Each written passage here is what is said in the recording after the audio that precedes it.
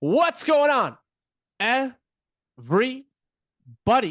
You've got the cardboard coach here with your boy, Coach Co. And team, today we've got a very special guest on the podcast here. We've got Alex Lynn, aka DELCORIPS. How you doing today, man? I'm great, man. Thank you for having me on. Of course, brother. I'm happy to have you on as well. Talk to me a little bit about the name DELCORIPS. So Delco is a county in Pennsylvania, right? And it's where I'm from. And it's just outside of Philadelphia. And if you're from the area, Delco has a connotation of being kind of a rough around the edges, loudmouth kind of place to live, right?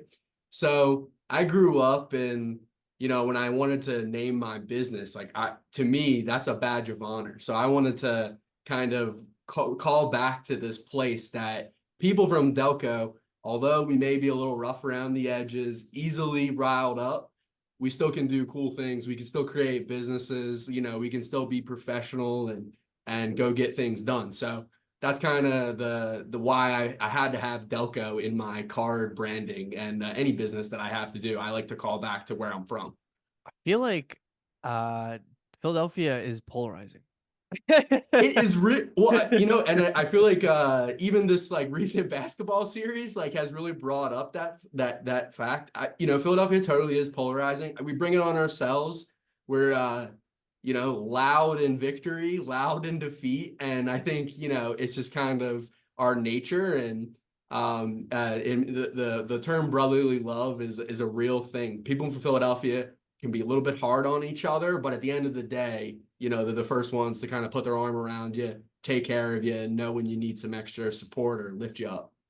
I'm gonna go ahead and say first off that although it is polarizing, I'm on the side that loves Philadelphia. So I like that. Nice. and it's not just Nice. because you're on the podcast. Okay. I spent a considerable amount of time in Philly. I think you guys are good people. And yeah, I mean, passion is it's something that often gets lost, especially if we're talking like pro sports. I'll never forget, and it only happened last year, but like honestly, for the rest of my life, how you guys treated Trey Turner. I mean, during your slump or his slump, you guys were super hard on him, and you could just tell it was taking like a lot out of him. And like truthfully, he with the money that he signed for, he definitely should have been playing better. And then there was just that one at bat where everyone just cheered him on, and it just seemed like from that point forward, like everything changed. And same thing happened with Alec Baum. Um, he wasn't playing well in the slightest, and at one point he went on record saying, "I fucking hate this place," and it's sure enough, like he started putting in the work, and everyone noticed, and all of a sudden, like now he's one of the fan favorites. So it's it sucks to be on one side of it, but at the same time recognizing that it all comes from passion, I think is super important. Yeah. I also like, I like people to look at me like it all comes from passion, like good and bad. But Yeah. like those moments for the Phillies, like they meant a lot to me because it really is that brotherly love, and it's a perfect essence of the city, and like it can be kind of misunderstood sometimes. That passion can seem like too much, or like you're making a big deal, mountain out of a molehill kind of thing, and like but there's always that softer side, that'll bring you back in and support you at your most important moment. And I found that in my dealings with the people of Philadelphia as well. Bias hair sucks though. Yeah, he really does. I'm super happy that he's off the books and we're free of that contract. Very, very well read and super awesome guy. Like, there's a lot of things to like about him, but just we signed him to too big of a deal. It was just never gonna work, I never just gonna work at those I it's numbers. it's so funny. It's like every time I've gone to a Sixers game, he puts up like 7-4. And I'm like, why? Why did you guys sign this guy, man? It's just fucking brutal. Yeah. It's all right. So talk to me a little bit about so I mean, we've been following each other for a while. We haven't had a formal conversation. I'm excited to have this one. Talk to me about your collecting. What does your collecting journey look like? So we found out how DELCORIPS gets his name, but where does the collecting journey start for you? Yeah. The original kind of, it all starts, I'm pretty young. I'm a elder millennial, like in my early 30s. So I started with Pokemon, like a lot of my millennial friends. So I was collecting Pokemon pretty hard, and I have a few memories of, bursting into tears, my mom not buying me a booster box in the grocery store, that kind of thing. And just like, I definitely had a big passion for it during that peak. My grandpa was a flipper of kind of antiques and garage sale stuff. So he would give me, sets from the 80s and 90s, probably all junk wax stuff. So I had cards around my life, but it just kind of slipped away. But what brought it back was actually NBA Top Shot. I've always been pretty open-minded with cryptocurrency, just like alternative way assets and different ways of thinking. And I'm somebody that I really like to try things out, and figure it out for myself. So I was buying NBA Top Shot packs like when you could just get them for $9 and no, there was no demand. And I stumbled into something, got lucky. It ended up going on ESPN, and I flipped them for a few $1,000s, what I only had like less than $100 invested into. And I was like, man, like if I can, make a little bit of money on like sports knowledge, that would be pretty cool. And I kind of just put that in my back pocket. Happens to be the same exact time as like the retail madness of 2020 and 2021. And a buddy of mine put in a fantasy football like group message. Does anybody want to buy these megas of optic football? And I was like, I'm up some money from this NFT, video clip of James Wiseman. Let me invest. And I bought two megas. I pulled a Joe Burrow, and he was like double my money from the Joe Burrow optic base, and it just kind of eye opened to me. And for me, I'm like, I'm not a half step person. Like if I find something and I love it, like it becomes my life and my personality. So before long, probably quicker than most, like maybe a few months in, I was already set up at my first card show, and kind of off on the journey, like as a dealer, even pretty quick. So yeah, that's how I got really back into the space. Do you still own crypto? I own a little bit of crypto. I'm not like a big, like, yeah, I'm definitely not a crypto millionaire or anything like that. So I've probably been burned by it because I was such an early adopter, like even back in like 2016, 17, when it had its big kind of heyday and then back down. And so not a big crypto investor today, but still dabble. I mean, I think that's pretty cool. I think the fact that you were in on it at 2016, 17 means that, I mean, you seem to have a pretty good read on things, even if it like is during the run up. It's like just like recognizing when you're still early on things, I think is super important. And it seems like, a few times you've caught fire. So I mean, that's a pretty awesome story. Thanks. Appreciate that. Nice. I Yeah, never looked at it like that. yeah, Thanks. yeah. Of course, man. And so you're a dealer now. Like, fast forward to you're setting up at card shows and stuff. What you're getting into collecting? What are the things that you're looking for? How do you carve out a space for yourself in the hobby? Yeah. To me, like I just look for what appeals to my eye and like what gets my heart pumping, and for me, like I'm a big basketball fan, and that's the sport I played. And like I find myself really geeking out about basketball cards, and particularly the Sixers. So Tyrese Maxey is like a passion of mine. And to me, the way that he plays with such an enthusiasm and passion, like it's a perfect match for Philadelphia and me. So he's my PC and like somebody I pick up cards of. Now I have flipped many a Tyrese Maxey's, but I was just about to particularly, ask. yeah. So I Yeah. flipped many Tyrese Maxey's. But Blue Prism Tyrese Maxey's, I keep the nines and tens, and I'd have a stash of those. And so like, he's a pillar of my PC and collecting journey. And really all like Philadelphia teams are, because that's what's important to me. It's in my heart as a fan of sports. And then just people that have like impacted me or I thought were cool over the years. I'm a big Topps Chrome refractor guy, so I mean I do Julio Jones Topps Chrome refractors and Anquan Bolden and just like Randy Moss and receivers that I've liked and grew up with, and that's kind of what's in my top loader binder for behind the scenes. I like that, especially because generally speaking, those are still super cheap. Like I wasn't until Justin Jefferson did we see run-ups for wide receivers. And Yep. Justin Jefferson, we had Jamar Chase, like we're starting to see more slowly like hype for wide receivers, but I can only imagine if like when Megatron was in his prime, like what that kind of stuff would be going Oh for. yeah. And I still think that if you have that like 2000s, 2010s nostalgia, I think that those are no-brainers. Like they're beautiful looking cards. I mean, there's a lot of like potential Hall of Famers in there.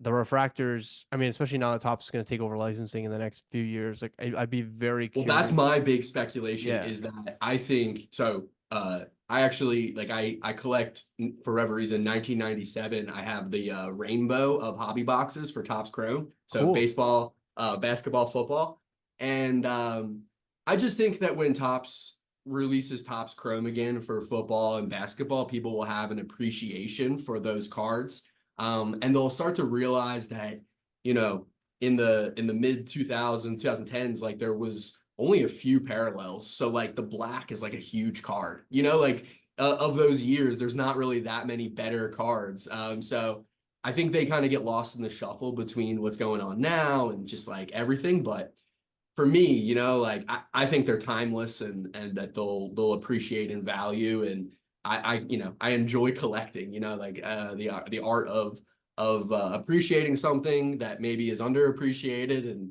putting it away and looking at it for days and days, and then every 6 months or a year checking the market and see if like I'm right. Yeah, I think you bring up some interesting points. I think the first is that I don't know if it's the point, but it's something that you've said that I think is key. And I had this conversation with a few people in the last few episodes, is that just because you PC someone doesn't mean you can't sell their stuff. Like you don't have to own every single one of their cards forever.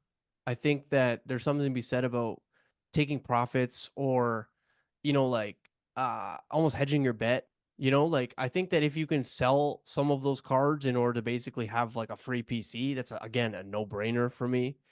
It doesn't mean that you're doing this player a massive disservice, or you're betraying the hobby, or any of this, which like it feels like sometimes.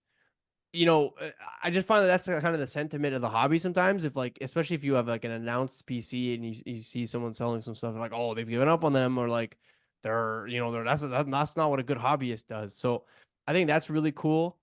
And even if you don't put it back into sports cards and like just treat your family, or pay your rent, like I think all these things are normal things to do, and I think should be talked about more. I also like the fact that you mentioned that there's a lot of cards in your PC that are just Philadelphia cards. And I think that, again, especially, and it's probably not the case for a lot of people who started in like 2020, 2021. A lot of people's PCs became PCs because they were over leveraged on a player, right? It wasn't from the heart. It wasn't like I like watching this guy play, or like I like the potential of this player. And like you almost fall in love with the dream. And Yeah. inevitably, especially given the fact that those prices were where they were and now they are where they are, a lot of those players, I assume, have become PC.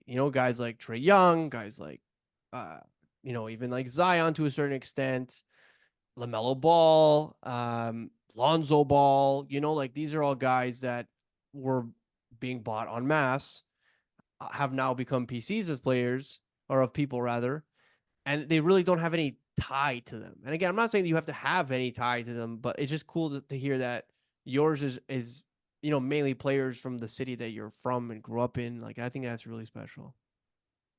Yeah, because cards are I like the thinking too, because I view cards and they're all different angles and purposes. And like if you try to be too like robotic and by the book and treat everything like the same exact way, I think that's the wrong way to do it. Like, and I've owned so many cool Tyrese Maxis that I don't own today.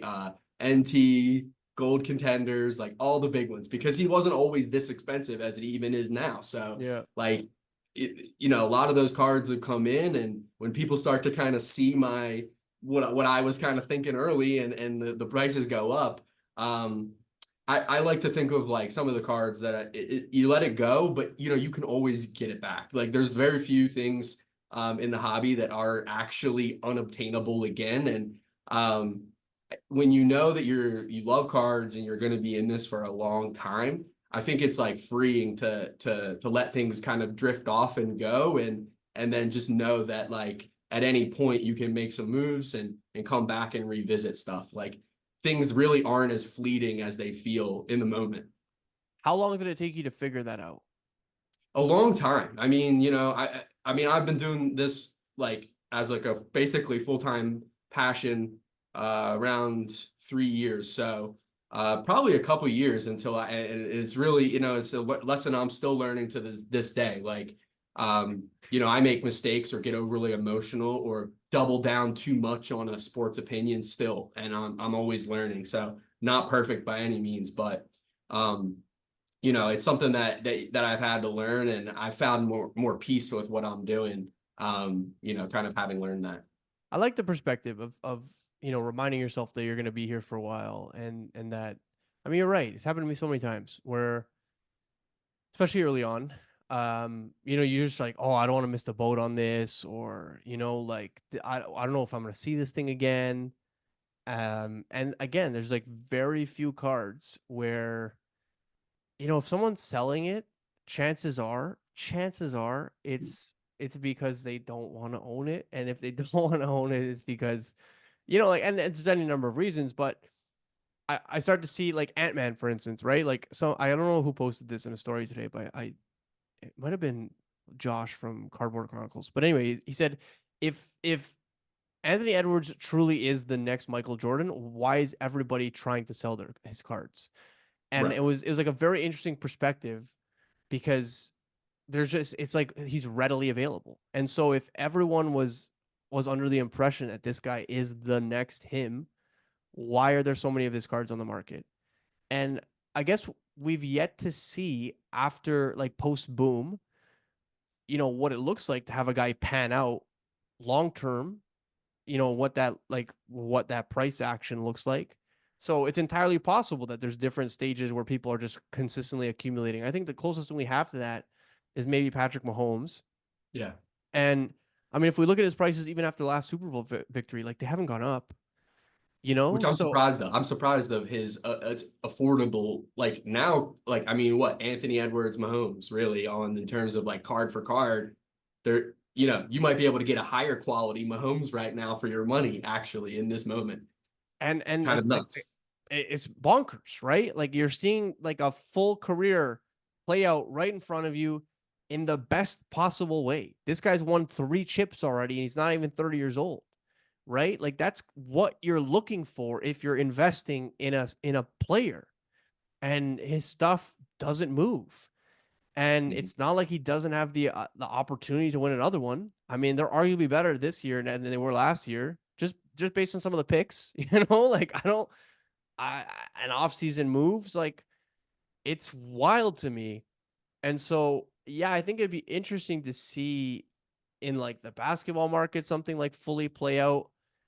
I don't know what the price action is going to look like for guys like Jalen Hurts or Joe Burrow or Justin Herbert, even Trevor Lawrence, who had like those massive spikes. If they have some success, where do their cards go? I think that one of the things that intrigues me the most about the sports card hobby is just watching. You almost can't predict. Like, there are certain rules that if you follow generally, you're pretty safe. Like, for instance, if you're buying football right now, chances are you sell it at the National, you're probably going to be fine. Like, Right. it's like literally like, and like by fine, I mean you're going to make maybe 20 or 30%. As long as you're okay with that, that's pretty good. Because if you were going to tell anybody else that you're making 20 or 30% in like 4 months, they'd be like, what are you doing? And how can I do more of that? But I just don't know if you see those like double ups or triple ups, and what that looks like in terms of sustainability. So yeah, I think that it's just a very interesting space to be a part of every day.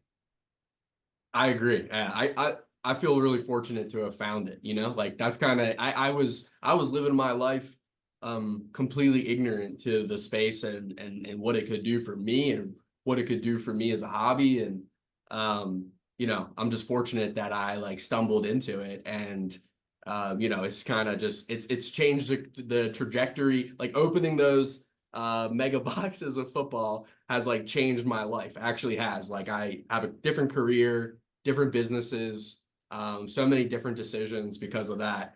And yeah, it's awesome. I'm excited every day to be a part of the hobby. I mean, your passion comes through. I'm sure people who are listening audibly can hear it, but like visually as well. And I love that so much so that you've created a card show in your local area called the Brotherly Love Card Show. Do you want to talk a little bit about that? Yeah, so the show was created by myself and a guy named Frank Romaine. There's Frank's Card Shop. And I was dealing at this show in Jersey, like a 30 table show called Board in Town. And Frank came up to me, and I've known Frank for a couple years, and he said, you know, have you ever considered running your own card show? And I was like, yeah, you know, I thought about it, you know, but never really kind of taken that step. And he said, you know, would you want to consider doing that with me? I think Frank's angle, like I have a pretty good following on Instagram for like the Delco and local Philadelphia card show scene. I also at the time was known for never missing any show. So I was at your every show, 20 tables, 100 tables. You saw Alex, you saw DELCORIPS at a Philadelphia show. So I had those kind of connections in the dealer network to start one. We ran a 50 table show at a wedding venue at a golf course. And really it was like, it only could be one time because they only were ever open in December or January. And so we run the show and, you know, we pumped it out on all of our social medias and put ad dollars into it and tried our best to spread the word. And it blew us away. Like people showed up, you build it, they come. You know, our network was bigger than we thought. We scaled from 50 to 100 tables and went to a way nicer space that we could reoccur and do an event in South Jersey. Did that like 4 times. Got a good reputation for delivering. You know, we're really good at, you know, social media, pushing it on all of our channels and getting the awareness and driving people. And the dealers could feel that. That's your number one gauge is like, is there foot traffic? Are these guys marketing the shows? And that was a huge opportunity in South Jersey. Like there was not a show. We were driving to North or Mid Jersey minimum all the time. So there was a huge geographic gap in shows too, to place it in South Jersey. I just wanted to mention that. And then we just ran a show in February at the Pennsylvania Convention Center in downtown Philadelphia. It was, you know, we doubled from 100 to 210 tables, had 2,000 attendees in one day. And, you know, again, it blew our expectations. The city really has a strong demand for collectibles and trading card shows. It is still not met. Like, even though people might even roll their eyes, like another card show, like the demand is there and like it's an underserved collecting base. So yeah, you know, it all started from I needed a show that I didn't have to drive as far to set up at. And it really wasn't about like, you know, how much money can I make on creating a show? And people kind of say like that's the best way to start a business is when it like, you know, it's not about like how much money can I make or can I make this show my full-time job or anything like that. It was literally like I wanted to provide a service that I needed as a dealer. And we did that. And then at this point now, we've recognized that there's like larger demand and there's scale and room and supply to grow, have more shows. So that's kind of the Brotherly Love kind of story. Our next show will be June 30th in South Jersey. And then check out for a big one in late October, 2-day show in downtown Philadelphia at the PA Convention Center again. Love that, man. It's beside Terminal Market, isn't it? Yeah, right next to Reading Terminal Right. Market. So you Come can on, go man. get a roast pork sandwich, get lunch, and then come over and do the card show. It's great. I nailed that. I was like trying to Yeah, figure out. that was good. That I was was good. like, I'm pretty sure it's right beside Terminal Market. Yes, it That is. Yeah. that's awesome. Talk to me a little bit about Car Dealer Pro. So Yeah. So where does that happen? What does I Car know Dealer I'm Pro all do? over the place. I feel Yeah, like yeah. so. I got my hands dipped all over the hobby. So as a day job, I'm a VP of sales of Car Dealer Pro. I've been doing that for about a year and a half.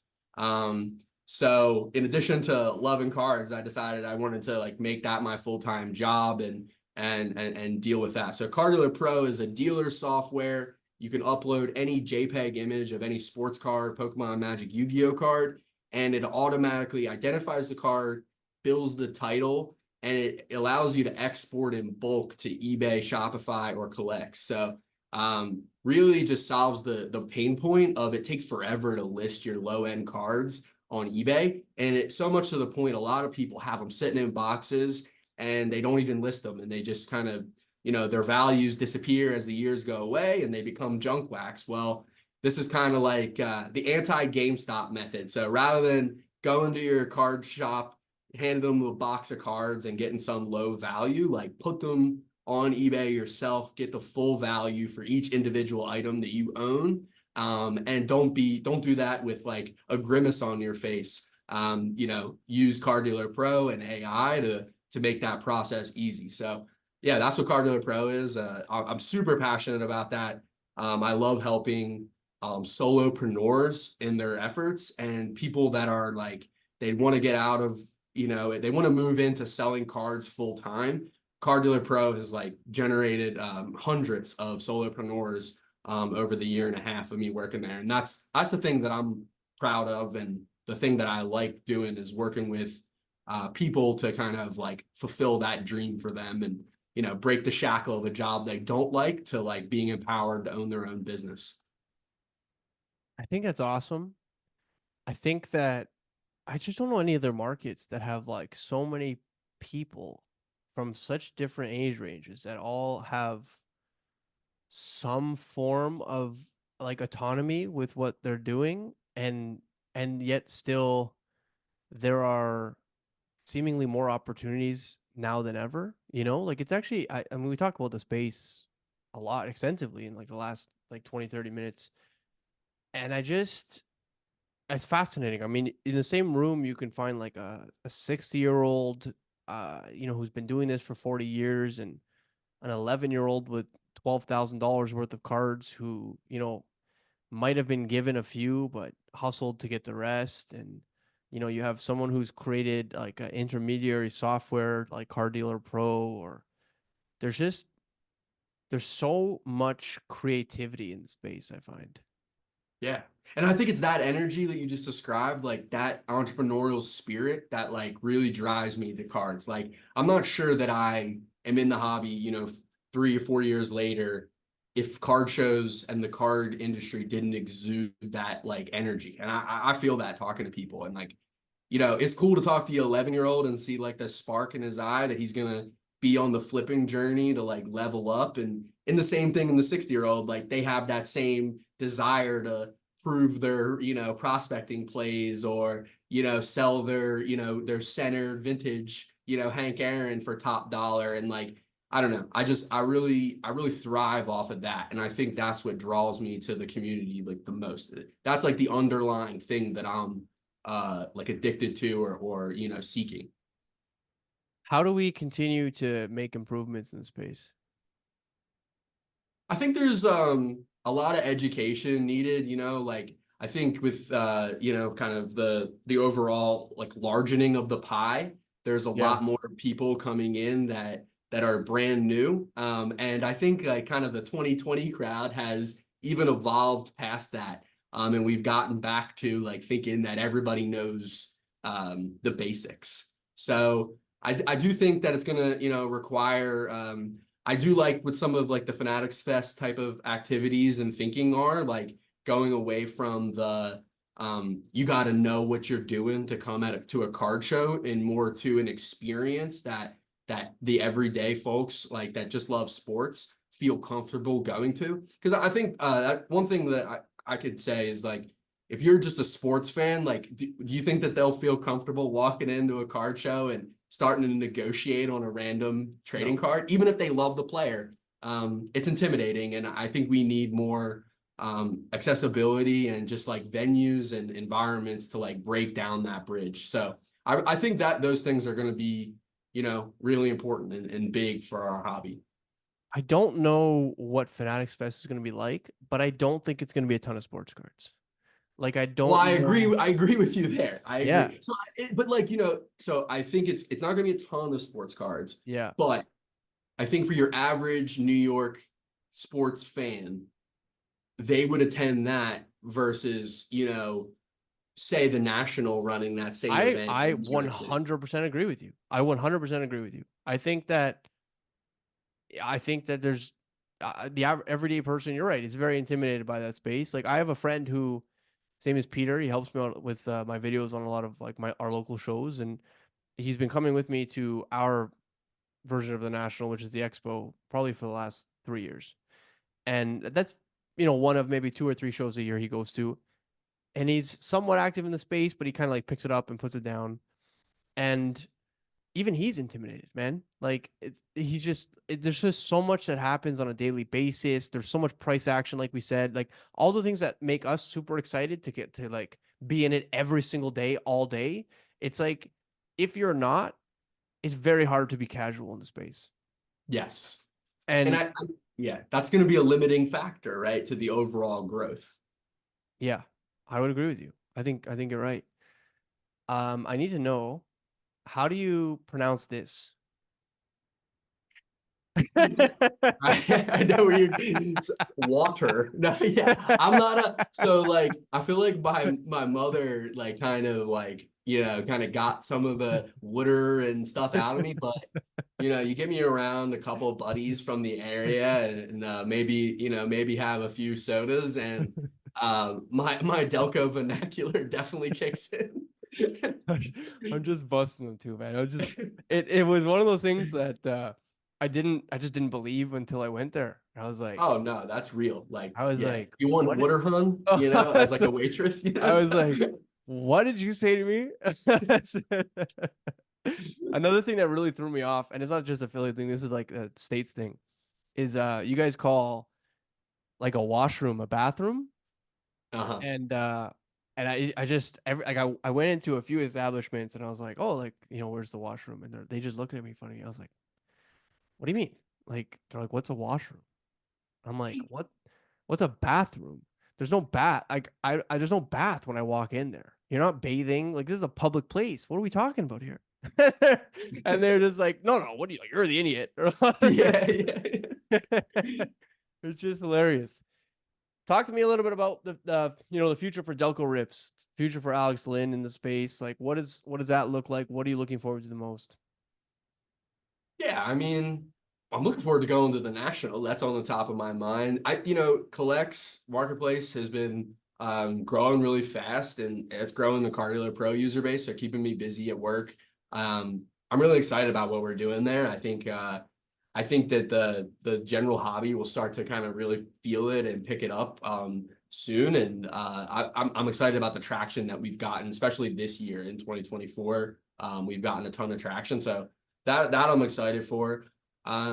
The Brother Love Show, like I really want to step our game up on signers and draw in a larger audience to the show. So trying to learn the memorabilia game, which is a whole nother thing, I know. and very intimidating. And I feel like the person that doesn't know how to start or like start those negotiations. So I'm trying to like teach myself that in order to expand the show. So that's top of mind for me. And then, DELCORIPS, I'm just picking up cool cards as they come, selling off things that make sense. I love to grade. Grading cards is like one of my other passions. Like I just get a kick out of it. So when there's a good PSA special, I'm surfing eBay and collects and buying up raw cards to send to PSA. So yeah, that's kind of what's up with me. I'm just gonna continue on my pillars in the hobby, and try to just do them better. Like I have my foundation built, but I don't think I've like made my name for myself or done what I've set out to do yet. So I just got to keep going. I love that, man. Brother, I'm gonna give you the floor to just absolutely pump whatever you think people should, uh, dive further into, or any sort of words that you think that people might gravitate towards at the end of this episode.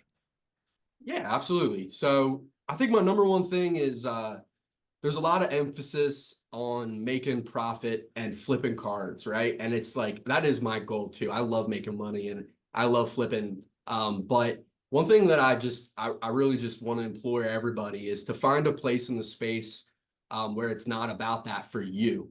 And I feel like I haven't truly experienced like true happiness and joy in the card space until I had both, where I was picking up CJ Strouds to move them for a percentage and trade them and kind of act and have that kind of activity. But until I, kind of created the top loader blind binder, started PCing specific cards of Maxi and holding them back, that's when all of it made sense to me and I felt like whole. So I really implore you to, like, if it's just about flipping and hobby stuff for you, you'll be a better salesman to the general hobbyist if you can understand what they're feeling and why they buy cards, if you also have that top loader binder and some sort of PC for a team or a player. So if you're not experiencing that side of it, like, I definitely think everybody should swim that way and experience that collector love,